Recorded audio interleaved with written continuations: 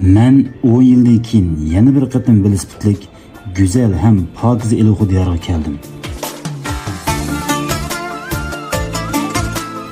G'o'lga kelibla atsila dehqon bozorini suratga tortdim. Chunki men bir dehqon bolasi.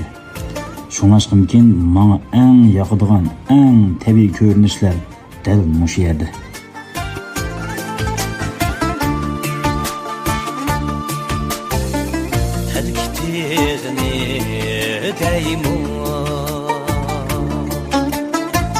Kaştım suyunu deymo Telkitiğini deymo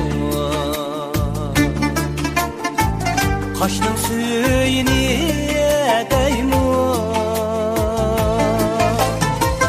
Etrafı güzel gülşen Dilli boyları deymo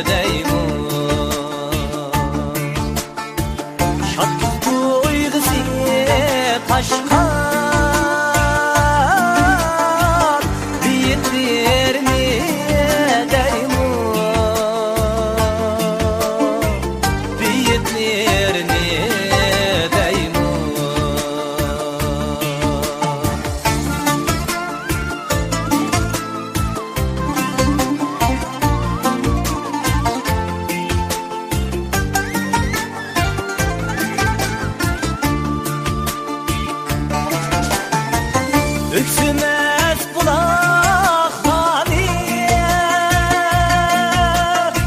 bulaklarını Könlüm sevgisi deymo Bulbulun avazını Hakkın gülkisi deymo Sen güzel değme